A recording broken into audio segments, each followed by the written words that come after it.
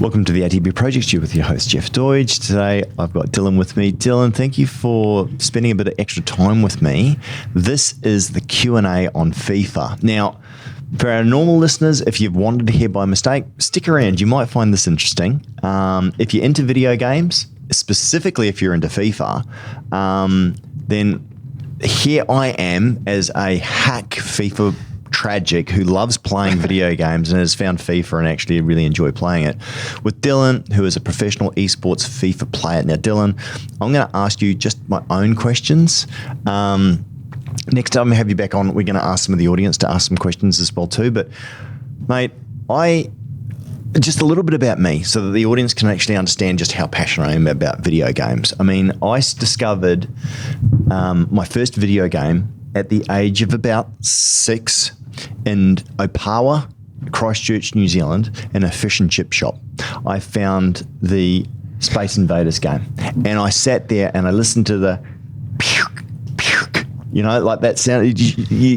And man, it was so iconic, and the big joystick and the button, and I'm just sitting there in a little spaceship, and and man, my life was forever changed. Yep. It was like a shaft of light hit this video game standing in the corner of the smelly fish and chip shop, which actually made really nice fish and chips. And that was it. I was hooked forever, and then became my lifelong love affair with video games. I remember my friend got a Commodore 64. So we're talking in the 1980s, right? And he bought it back, I think, from the States. And I remember riding to his place 3 or 4 times, which is about half an hour away, waiting for him to come home because he said he was coming home with a new gaming console. We ripped off the packaging and sat there playing like the most basic games you've ever seen in your entire life, right? Yep.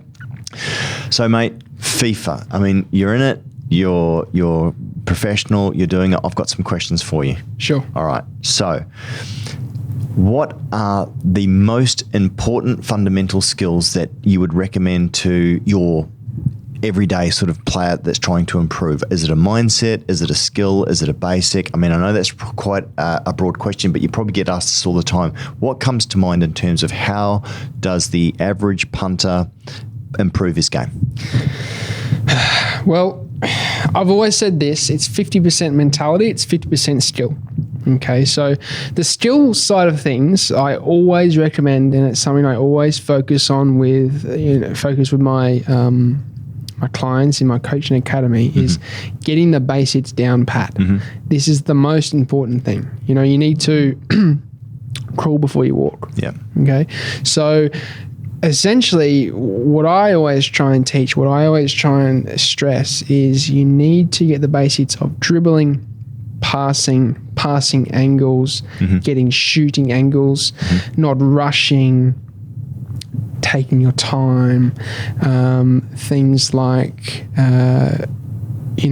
even skill moves, like I won't recommend them until you get the basics down pat. They're very important, but I wouldn't recommend them. One of the things I used to do, and still run into the trap of doing all the time, is sprinting all the time. I forget to slow down, right? Yep. So that's a mistake. That's a big one? Yep, absolutely. Right. One thing I always say, take your hand off sprint. You don't always need to sprint. Yeah. Unless you're one-on-one with a goalkeeper and you're in behind. Yep.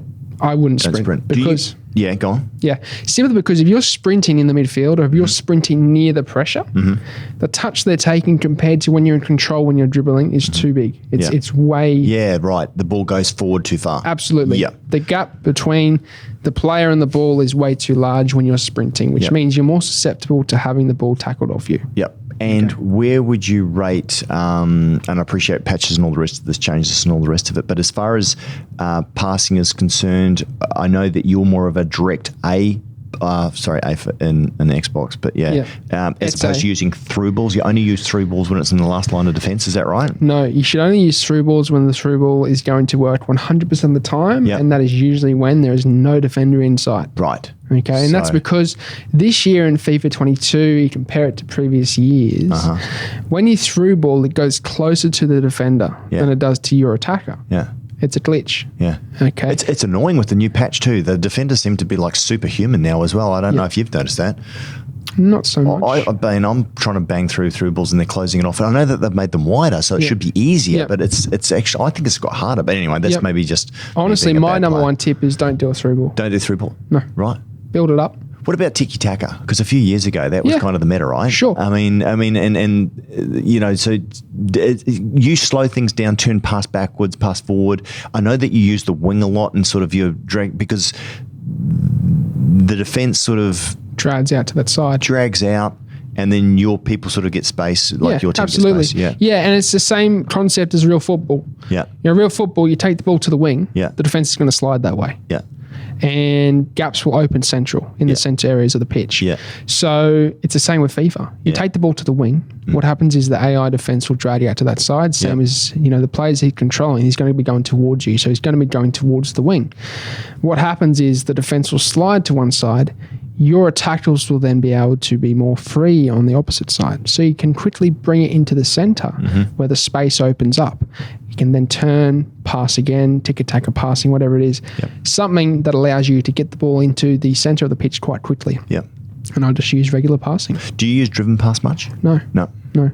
Pre-patch in the first beginning stages of the game, yes, absolutely. Yep. But they patched it. Yeah. They made it similar to through balls, where it will go closer to the defender. Yeah. I think actually the very last one that I watched actually was talking about that. It's going closer to the defender now with the through ball. Yeah. And definitely they patched it because it used to be OP, right? You just slam the through ball through and it would just lock into your player and you just, it was crazy.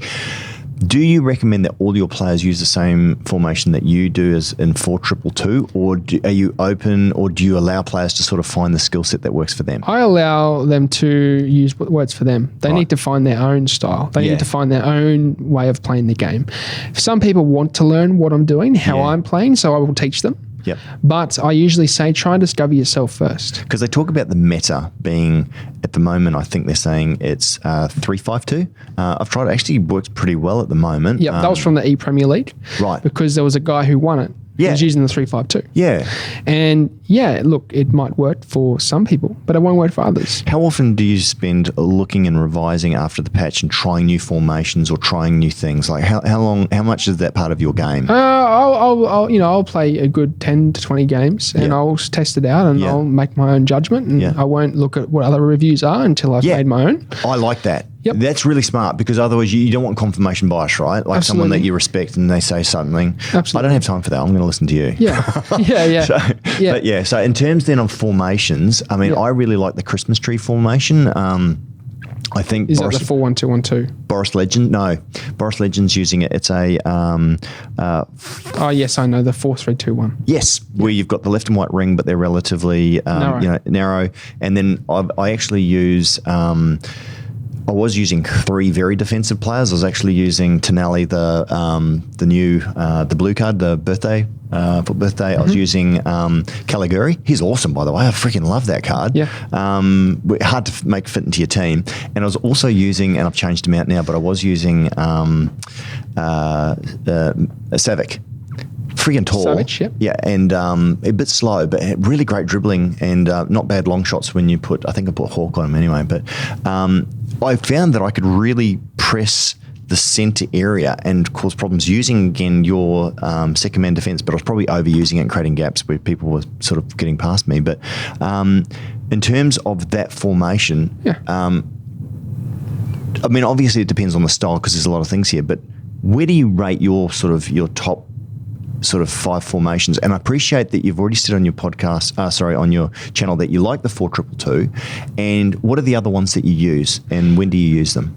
I have stuck to my guns and I've used the 4-2-2 no matter what. Yep. I like the formations that are balanced. So ones that will have your CDMs and ones that will have your wingers as well as your strikers. Yep. I don't like formations that are focused on one specific thing. For instance, if you go for the 4-1-2-1-2, it's narrow. Yeah. So you're focused primarily on going up the centre. Yeah. Right? But if I have a more balanced formation, let's say, for instance, the 4-2-3-1, I can use the centre, but I can also use the wing. 4-2-3-1 wide or 4-3-2-1 narrow? Both. Yeah. Yeah. I like both. Yeah, I mean, that's absolutely. that's the one that I used to There's use. not too much difference. It's that the wing is a little bit wider on the second variation. Yeah. But I think there's not too much difference in game. Yeah. Why the hell doesn't crossing work? I mean, and I don't know if it's got worse. Okay, so I went and got Weghorst, right? Beast. Yep. 6'6". Yeah. Like 90 speed, 90 shooting, 85 pass, 90 dribbling. His balance is a little bit low, but you can fix that with engine. I mean, I did try him out just because I love the idea of crossing. And I look at, even look at using the iron cross and using the different style of crossing. I think I've played like literally in 10 games, maybe 2 headers with him. He just couldn't freaking head. And I could cross. In fact, when I first started, I found it easier to cross using a 4-4-2 sort of a formation. But is it patched? Is it different? Is it that player? What do you know? Look, crosses work, but I always stress not to cross. The reason being is because you're better off getting yourself into a position where you're going to be able to score every single time. And that means passing across to a player who is free inside the 18-yard box, who will then have a good angle to shoot and have a higher chance of scoring the goal. Yeah.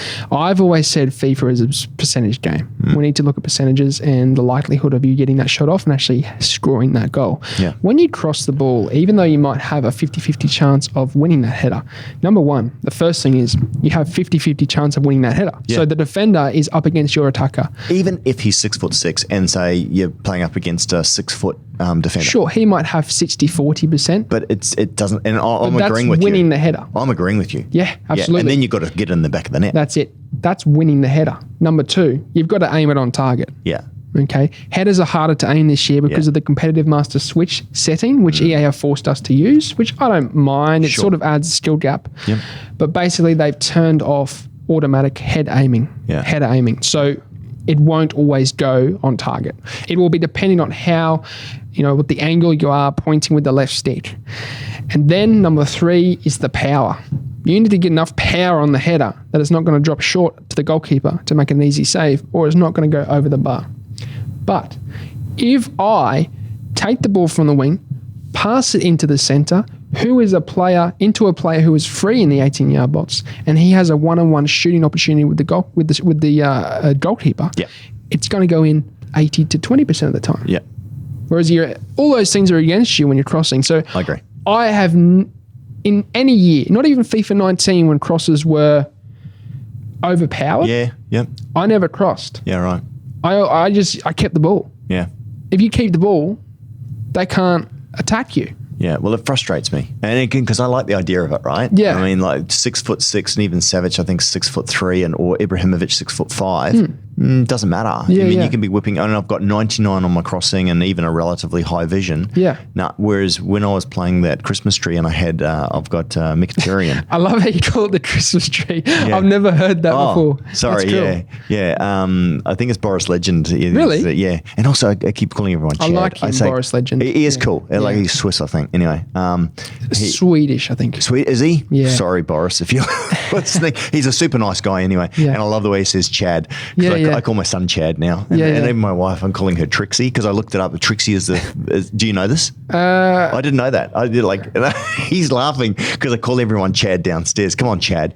And my wife's like, why are you calling him Chad? I said, I want to rename my dog from Biscuit. I want to call him Chad because it means like the ultimate, like the alpha male, effectively. And the Trixie is the alpha female. This dates back to I looked it up as dates back to the, I think, 1920s or even earlier. Yeah. So anyway, I digress. Okay, so crossing freaking doesn't work. Mkhitaryan, by the way, bloody awesome player. I noticed a couple of the guys, Krasi and what have you, using him as well. 5-star weak foot, 5-star skill moves. Love that, right? I also, and it's funny, I don't see a lot of players using him. Actually, I think Krasi uses him, which is Perisic as well too, who's also got the 5-star. You've said though not to switch players around too much because you need to really understand your players, how they work. I saw your team the other day. I think it's the first time for a while, but you upgrade the same player. So you've got Kante team of the year, right? The man of the match version. Man of the match version, right? Yeah. So they improve, obviously, but they still feel the same? Yeah. Right. Absolutely. They're the same body type. They're the same player. They're the same positioning, same work rates. Difference is they're an upgraded version. So they're better. Silkier. And I use the E-League as a prime example. Back in FIFA 19, when I was in the E-League representing Brisbane Roar, I used Griezmann and Bergkamp. Yes. And those two players were who I was used to. Yeah. I used them in my own ultimate team at home, and I was getting judged and ridiculed like you wouldn't believe. People were saying, you're going to lose. Yeah, you just did one on this, didn't you? You just did a podcast on this, or were we talking? I can't remember. Yeah, I did a video on that. And people were saying there's no way because you should be going for CR7 or absolutely. It's like, nah, I know how these players work. That's right. Yeah, and obviously, second in that tournament. Yeah. So it goes to show that you don't need to use players that are the best in the game. You can use who you're used to, where you know they're going to be on the pitch, where you know how they shoot, what their weak foot's like, how many skills they have, and all that sort of thing. Do you feel that there is, like, between, say, 21 and 22, that the players sort of feel the same? Like, do you go for the same players again? How much of it is it determined when you go through? Because obviously on Road to Glory, you're not buying players. How do you determine draft? Right. Foot draft, because you can use a lot of players that they come up as a randomized selection. So you go and pay the points to do. At the start of the game, and that was the strategy with the no money spent road to an event this year, was the fact that I was going to spam drafts, do a heap of drafts. For those of you who don't know what draft is, it's basically where you are given a selection of players to build a squad with. And you can obviously, and then you play 4 rounds. The amount of rounds that you win determines what prize you get at the end. And you're versing other players that have done the same thing. They've been handed a certain amount of ultimate team cards to then play with that team. And that is a good way of trying out cards to see what works for you. Yeah. Because at the start of the game, we're all discovering what players are quite, meta. Yeah. I don't like that word. I like using like overpowered. But why don't you use Chad? Yeah, what players are quite Chad? Yeah, I like that. You can thank me for that. Yeah. What players are quite Chad? You can try them out. Actually, we've got to say thanks to Boris for that one because he's kind of coining that one. But that's funny. Okay. So that's pretty good. So of all the players on your team, like for me, honestly, Mkhitaryan is like next level. Like I'm glad I did the SBC for him. He's relatively hard to fit in the squad. And I'm kind of forced now to use Di Natale as well too, because he's obviously helps with the link. He's actually pretty bloody good too. He is good. Who's your favourite player that you're currently playing with? Mbappe. Yeah. How good is Mbappe gold? Because I see a lot, because I had him, right? And I said, I'm going to switch out because I got Mkhitaryan and kind of couldn't make it fit. How good is the gold? Like, because if you're looking for a cheap squad, like and what about cheap Kante? He's still pretty good too, right? Unreal, yeah. I was only just using those 2, the gold standards, probably around a month ago. Yeah. And I qualified for FGS 3. Any other cheap, like, base cards where you go, for the coins? Because, I mean, a lot of people like me, or people who are going, I want to create a good squad. Yeah. What would be maybe your top, maybe 3 or 4 players if you could recommend for them? Whoop. I thought I put that on silent. Sorry. That's right. I did put that on silent. Look, honestly. Sorry. I'll just say that again. Cheap. So if you were going to recommend to people like me who maybe don't have a lot of money or can't invest into it, but they want to improve their squad and they want to get some really Chad players. They want to get some really good players that are really good value for money. Yeah. Like we mentioned Mbappe, obviously, and probably Kante. Any others? They're still worth a bit though, those 2. Mbappe. How many coins are we talking here? Okay. All right, then I'll put it to you. If you were looking for the absolute best value cheap cards and then maybe the best value ultimate. So in other words, if you're looking for like, 10K, 15K cards, who would you go for? Maybe a couple of really good players that people could build a squad around. And like just ridiculously awesome cards that are 300,000, not, a million. Yeah. Well, Mbappe is obviously one of the ones that I'll go for in terms of the higher end. Yeah. He's probably still about 500,000-600,000. So I was using him. He did actually drop down to 380,000. I bought him, and then when the new SBC came out, like people panic sold him, which is always interesting if you keep an eye on the market. But yeah, he's obviously very good, very fast as well too. I mean, I'm just gonna really go for what works for me. Yeah. Personally, Messi gold. He's only like 200,000. Yeah. Mbappe. Yeah. I would then go for someone the likes of Hakimi at right back. I think Hakimi's awesome, isn't he? Yeah. And they're all PSG players. Yeah, they are. Ferland Mendy at left back's very good. He's cheaper. He's only like 10K. Yeah, right. Which league is he from? The La Liga Santander. Oh, so he's La Liga too. Spanish league. Right, yeah. I would probably go for Lloris in goal. Who did you say, Leo Hernandez? No. Ferland Mendy. Okay. He's the left back for Real Madrid. Okay. French guy. Right. Okay. Yeah. I always look at him and wonder, is he a relation to the goalkeeper? He's not, is he? No, they've just got the same name. Mendy, the Chelsea goalkeeper. No, I don't think so. Yeah. Lloris in goal, very, very good player. Is he? Yeah. Because the other one, I reckon Donnarumma has an aura. I honestly think he's very good. I think he's got an aura though, because I've gone up to him with players before, and literally they have pretty much fallen over themselves. And I said to my son, I said, "Watch this." I videoed it, and like he went up, and literally, it could have been my poor skill, but I don't think it was. I reckon he's got like a fear aura. The other one I see a lot of people using in goalkeepers is Lafont. Why? Because he has good links, I think. Is it? Yeah. Okay. I don't know if he's that good. I think, yeah.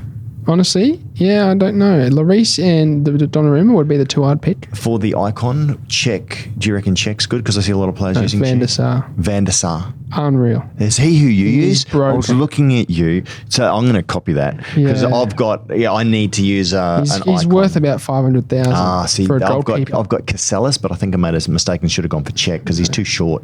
I don't know if that makes much of a difference. Do you reckon a short goalkeeper makes a difference? It does, I think. It does make a difference, especially from people doing long shots. Right. So Finesses, they can't jump high enough. So that's a good point. So Courtois or De Gea? Courtois, yeah, possibly. Or I've done probably, both of the honestly, SBCs. Oh, you've done both. I've done both, but I mean, I think that people are using De Gea. They are using De Gea more. He's 6'4", but because he's he links also to Varane. He's got great lengths, but he's also got 60 speed. How important is speed for a goalkeeper?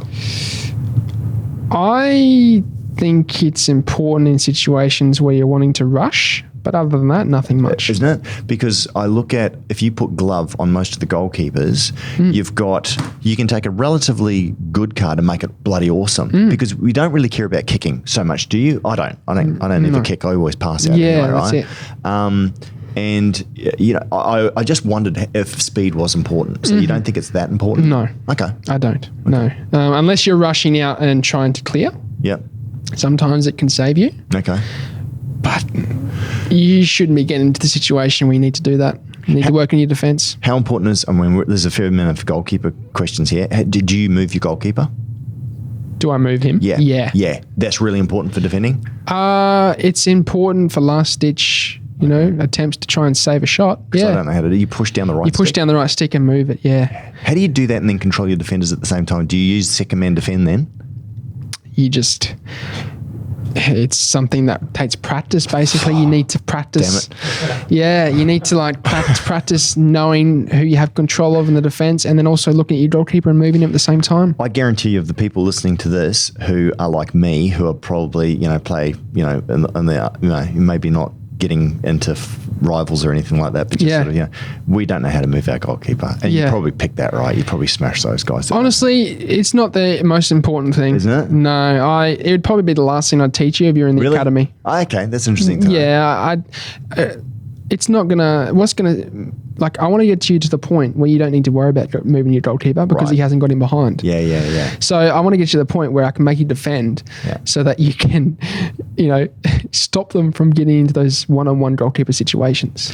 Do you like SBCs? Obviously, you're road to glory, so you can't afford to waste coins on it. But especially these upgradable ones. I mean, I can't believe Weghurst is going up, right? Because they won against Everton. Do you follow the Premier League? I do follow the Premier League. Interesting. I have been following Liverpool's progression. Yeah, because they're second currently. Yeah, anybody but Man City. Yeah, and we're 1 point behind. So we're getting close. Yeah. But SBCs I actually have done for the RTG, for the Road to Glory, for the no money spent. Which because one did you use? Mbappe. Oh yes, you have. I mean, that must have cost you a freaking fortune. Yeah, I had to, sell an arm and a leg and a kidney. Is he that good? He's very good. Yeah, he's not too much better than the gold, but I do notice a difference. So, but he'll be you'll still be using him at the end, right? I'll use him in the qualifiers. Qualifiers are coming up this April. Any other players you're really wanting to get? No, I'm sticking to the team I've got now. Right. That's what I'm using. I'm going to practice with that. Yeah. And, is there any further upgrades of those cards that have you got all the top maybe level? I can get Moments Van der Sar, but other than that, there's no one else that I can make better for the requirements because you're only allowed 2 Team of the Years. Yeah.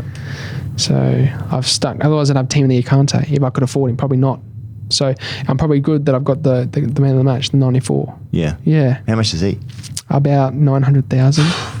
I can't afford But again, it's just play to earn. Like if you get good rewards, you get coins back, and that's it. So I play a lot of the against the computer. What's it called again? The career mode. No, the competition. Squad battles. Squad battles. Yeah. I've worked out I probably finished maybe in the top 300 in the world. That's good. I got 80. I think the 200th guy got like 86,000. I think I got like about 82 or 83,000. So I mean that's not bad. That's why I got this freaking callus, right? I've earned that. Means you've been playing a fair bit. Yeah. I play on a weekend, so typically my son plays, and I actually find it. We just chat and talk, and I calm him down from throwing his controller through the TV. I kid you not. Like I thought he got bad. He got a timeout. He's nearly 14. He got a timeout. It's actually a teaching moment, but.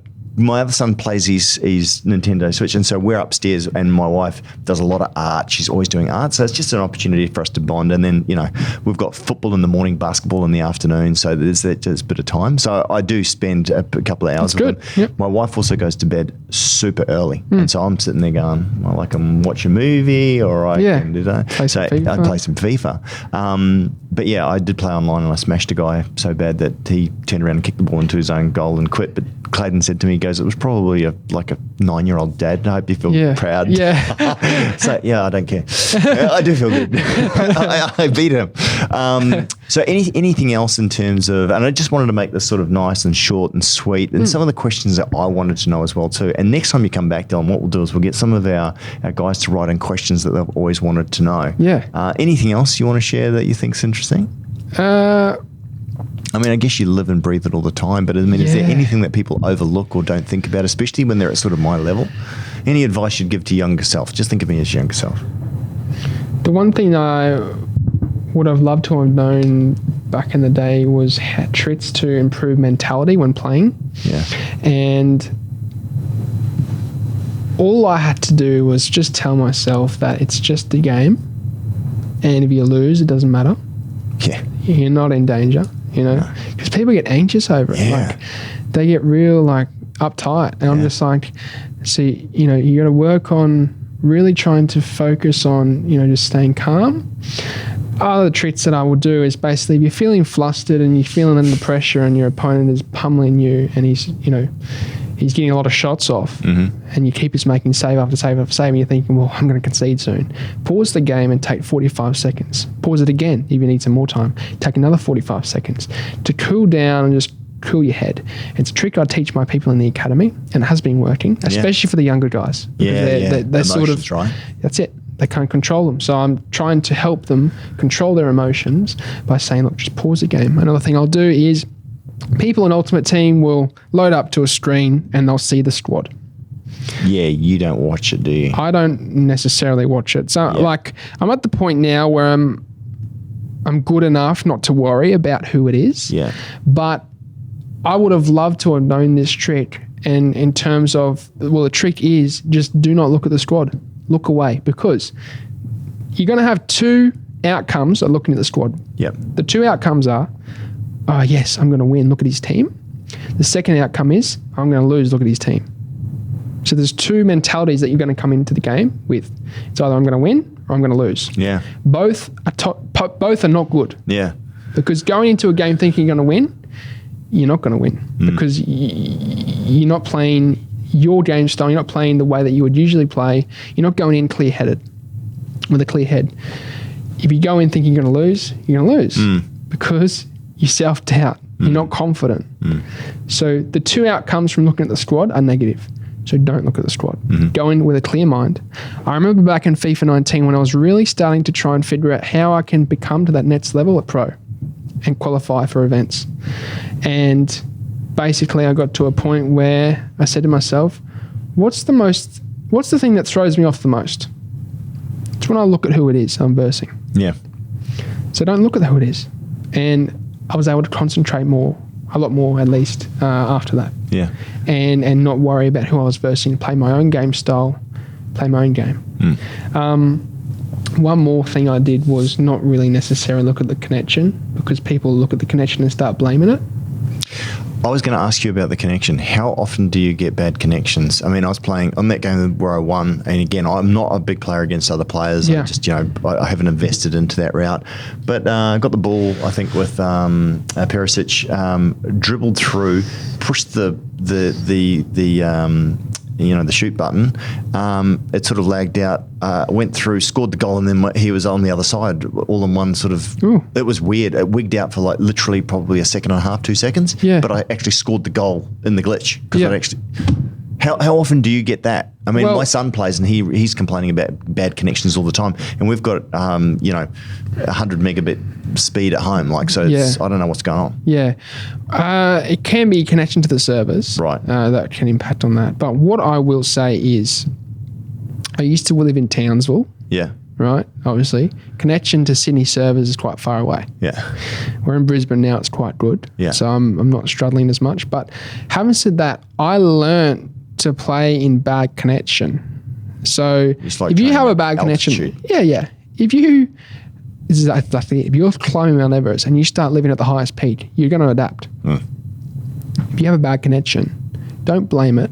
It's what it is. You have to deal with it. Yeah. Adapt, deal with what you've got, Yeah. and eventually you'll get to the point where you won't need to rely on smooth, crisp gameplay. You'll adapt your style to the point where you're going to be able to beat players on the best connection ever. Yeah. And I obviously proved that from FIFA 19 to FIFA 21. I was able to maintain my rankings and at least top 20 Yeah. in Australia, playing on a bad connection, quite laggy, quite delayed. And I just kept things simple. I didn't overcomplicate things. Yep. And that's why I always say stick to the basics. I'm going to teach you the basics before I jump into the complicated stuff. And that's for the academy, because it's the most important thing. How do you deal with people that high press you? Like it's just, that, and I know you can set they run out of energy though, right? So they can't keep that up, correct? Yeah. But you could do it at the end of the game or maybe what have you. How do you deal with that? Well, people get very flustered and pressured and oh no, he's pressing me, I don't have any options. Well, I actually did a tutorial last night. I'm not sure if you saw it, but Not yet. it's a trick that I use when under a lot of pressure. If I don't have any options, I'll pass it to the goalkeeper. Because what you need to realise is when your opponent is pressing you, you've got 10 infield players and you've got your goalkeeper. Mm-hmm. So those 10 infield players that your opponent is pressing you with are marking your 10 infield players. Who's free? Your goalkeeper. Mm-hmm. Your opponent's goalkeeper isn't going to press you. He's going to stay in his goal. So pass it to your goalkeeper. And what does that do? What it does is it causes the opponent to then take one of their attackers and start charging the goalkeeper. What does that mean? One of the defenders is free. So I'll do a lob to the defender. And then from there, he might have to start rushing at me with the midfielder who's marking the midfielder. Then the midfielder's free. Yeah. And so you just keep, and you need to be quick when you're doing this, but you just keep doing that. Do you use the driven lob or the standard lob? Do you much of the lifted A passes where you double tap it as well too? Do you use Sometimes, mostly in the box. Yeah. If I'm on the byline and there's a cutback opportunity, Yeah. and there's a defender kind of in the passing lane, Yeah. I'll do it, and it will sometimes bypass that tackle. Yeah. And you can just have an easy tap in. How often? Because I try and watch your controllers as well too. Yeah. Do it. How often do you push the RB? I call it on Xbox. The R1. I think. On To come to receive the ball? No, actually, you know what? I didn't even know that. I knew you could push the R1 to make them run. I only found out. I think I was watching you the other day to know if you want them to, because you don't change their settings in terms of get them behind or anything like that, do you? Or do you? Do you put Mbappe? Yeah, you put Mbappe on getting behind. Yes. But your other player you have, and you say you call him if you want him to come narrow. Well, he'll naturally do it because he's unbalanced. So he'll naturally get in behind sometimes, but naturally also drop into the space to receive a pass. Yeah. So in terms of, when you're, when you're left stick dribbling, how often do you Call a player towards me? No, use the RB so that you're close touch dribbling. Oh, yeah. Agile dribbling. Agile dribbling, yeah. Or strafe dribbling. Yeah. I don't really use them. Don't use that. So there are techniques you can use that I have taught before. Yeah. and I teach them because they are quite useful, but I just use regular left stick dribbling. Left stick all the time. Yeah. So what are your top 3 skill moves? Because I see some of the stuff that you do in the box, and I'm like, oh, how the hell did you do that? Like, were you just? I mean, What are your top 3 skill moves? That Reverse you use? elastico, ball roll, and ball roll's easy, right? And that's a good one. That puts the ball right in the right position, so you're more inclined to get. it's one of the skill moves I still recommend in the academy, even though I say don't use skill moves until they get the basics down pat. Yeah. That is. Yeah. Ball roll, reverse elastico, and the third is always a bit of a debate, but probably fake shot stop or the elastico. I use fake stop shot a lot. It's a good way of stopping the ball. Yeah. So, and I don't know how to do the reverse elastico. What I used to use a lot is 4-4-2, go down the wing and right stick forward and then to the right and cut in. And Further spin? Used to love it. Doesn't work now. Does not work. It should work. Nah, it does work, but it doesn't beat the player. It works if he's right on you. Yeah. He needs to be right close to you to do it. I didn't need, it used to work a lot more effectively even when they weren't close. You used to get them, but now they seem to slow down and tackle the ball off you. So, That might be because they're on a 3-star skill move. No, so if you're a 4-star skill move, I only ever use 4 stars or 5 stars on the wing. So yep. So Perisic is at the moment, and I forget who I use on the other wing. But anyway, are some players faster than other players, even if they're at 99 speed? Now, whether you have to boost them, and I'm thinking of players like Vinny Jr., like Mbappe, is that a myth or is that true? Well, it depends what other stats they have. Sometimes the actual agility can help them get off the mark quicker.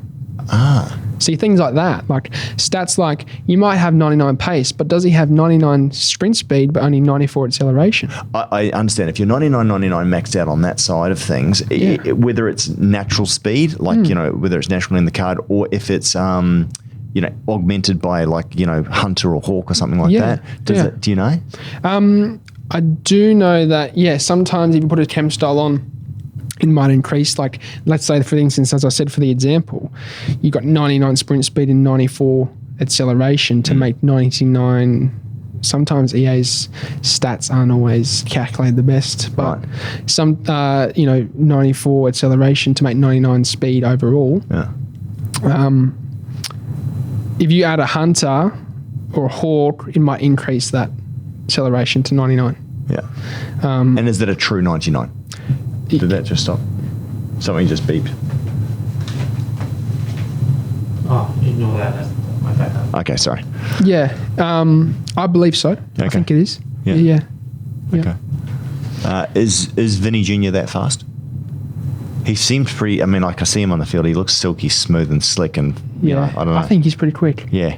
It might just the animation sometimes might look like it's quicker, even though it's not. Okay.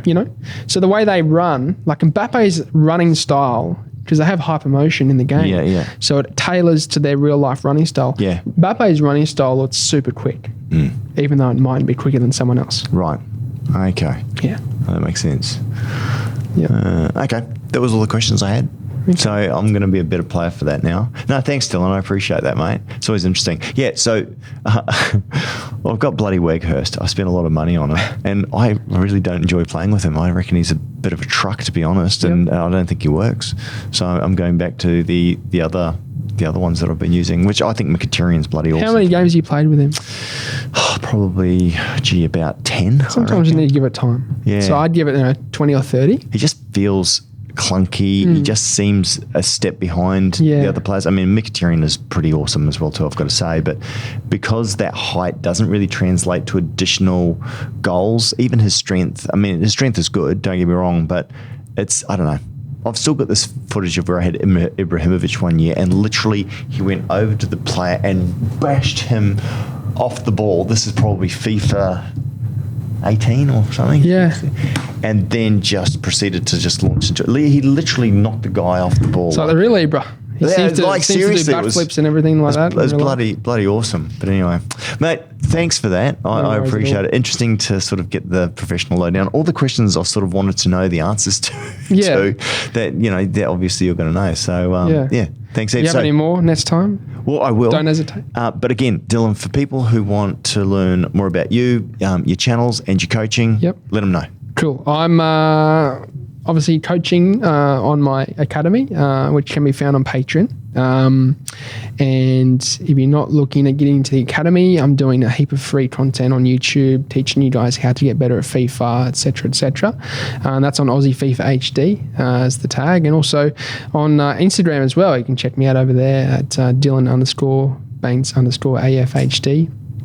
I go through anything from FIFA on there, and it's more of a lifestyle social media, but you can keep in touch with me over there and send messages through and more details about the academy if you wanted to. Yeah. Perfect. All right. Well, thanks, Dylan, for coming on. So that's hasta la vista from me. Sayonara, au revoir, adios, salam, ciao from me, and goodbye. Goodbye. All right. Thanks, mate. Cheers.